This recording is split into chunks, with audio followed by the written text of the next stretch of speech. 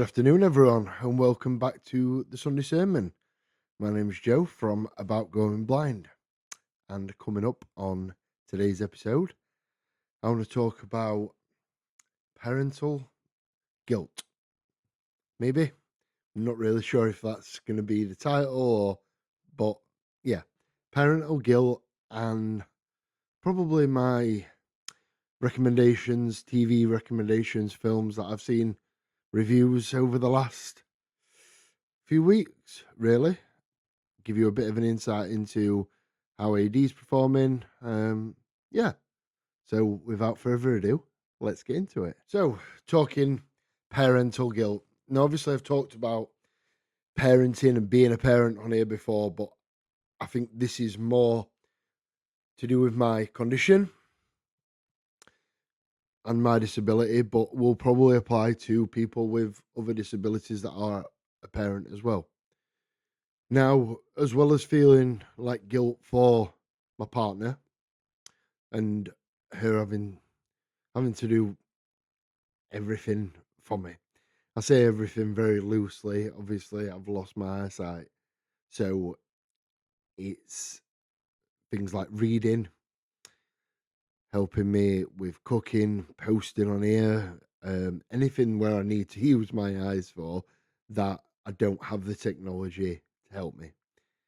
Now, when it comes to my kids, that's a little bit different. I suppose as a parent, you do nothing but love them, care for them, nurture them, and do whatever you can do as a parent. I've talked about how challenging it is at times being a parent, but I think over the last few months, being a parent as a disabled person just makes it a lot harder. And it stems from that word guilt, I suppose. So I feel guilty that I have to ask my kids for so much help. Like as a parent, all I've ever wanted to do and all I have done is help my kids. Now I will continue to help them. I can offer advice, but there is a lot now where I need them to help me. And that's hard to deal with. It's hard for me to accept. They love doing it. They never say no. There might be a slight grunt or a slight roll of the eyes, but they will do it. So whether that's Jameson at the Rovers with his commentary or coming to the toilet with me, obviously not literally, um, going to the bar, getting served. He doesn't mind as long as I give him my card to pay with. He's absolutely fine with that. Or whether it's Darcy who will help me with like posting things and working out TikTok, and I mean she's the perfect age for that. Um, but has also been so sweet and caring as well. I don't think she really understood what was happening at first, but now really understands and has been so kind with it. And then Betsy, she's 8 years old. This is a time where she should be asking me for everything, and I shouldn't be asking her for anything.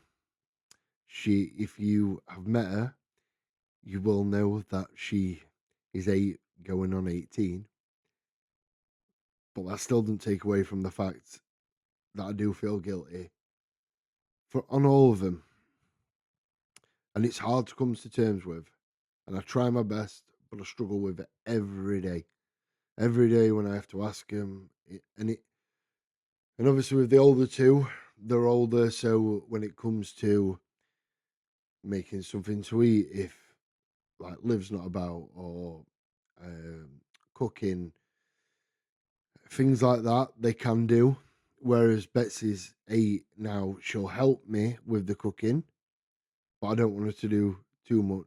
I don't know how close her fingers are to a knife, for instance. And like today, I filled the juice bottle up and it overflowed because I put far too much in, but I can't fucking see. But at no point should my 8-year-old be having to fill her own juice. And those things are hard. And again, It's like we've spoke about so many times in the past. It's a journey, and it's a journey I'm going to be on, and it's something I'm going to have to get used to. But it's hard. So yeah, that's what's been on my mind today and this week, really. Following on from that, let's end with something light and positive. So I was thinking today of like things to discuss. But right, we're always watching telly. Me and Liv sit down together every night and watch something on telly. Um, so over the last few weeks, we have watched This Is Us. I don't know why. I mean, Liv loves it and has watched it a few times before. I've never seen it. Now, for anybody that's not seen it, grab a box of tissues when you do, because there's some real tear-jerking moments. I'm not sure why she wanted me to be sad for 6 seasons, I think it were. But it's good. But yeah, it's sad. Um, so yeah, we finished that a couple of weeks ago. I think we finished it on a Thursday. So we're ready to try something new on the Friday. And we settled upon Monsters, the Ed Gein story. So we completely flipped.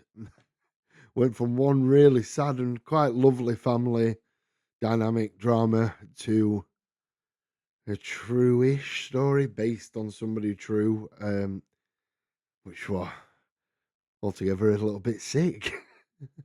um, but yeah, both shows, one's on Disney, one's on Netflix, AD on, really good, very good descriptions.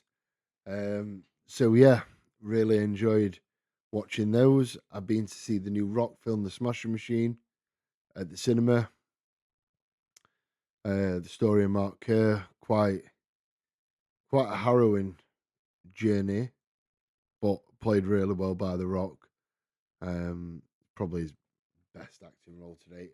Probably just behind the Tooth Fairy though. I really enjoyed the Tooth Fairy, so I don't know what you're gonna pick on that. But the AD didn't work to start with. I had to go out the screening to get it changed, go back in. So I probably missed like the first 10 minutes, which was a bit disappointing. But sometimes these things happen, don't they?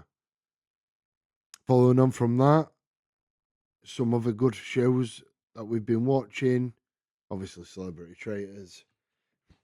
Massive fan of the normal Traitors, and Celebrity Traitors has been great so far. So I think we're 4 episodes in now, due to finish Halloween. So we're watching them every week.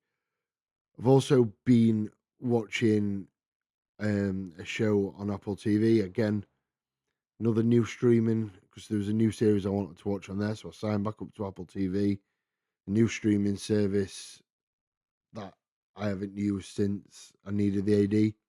Again, AD is really good. It's just Amazon Prime and Jeff Bezos at this point. I'm out to get you, Jeff. So starring Jason Segel and Harrison Ford, called Shrinking. Again, it's about a therapist, but it's really funny. Really great watch. Really enjoyed it. Half an hour episode, so really quick, snappy. Harrison Ford's fantastic in it as he's got older. I've just loved the career arc he's now on. Yeah, it's a really good program. So yeah, that's pretty much it for what we've been watching the last few weeks. If anybody's got any recommendations or anything that people think I should be watching, listening to, drop a comment below or comment over on Instagram, send me a message. Everything's really appreciated. But that's it from me today. So a nice, short, sharp burst. Just to let you know that Liv completed her 10 miles. If anybody's not seen our video that went out on Friday, please give it a watch. She completed it today. She's currently on her way home. So massive well done to Liv. But yeah, I will see you all in the next one. Rover's vlog coming out either Tuesday or Wednesday this week. And thank you for watching. Don't forget to like, share, and subscribe. And I'll see you all in the next one. Thank you.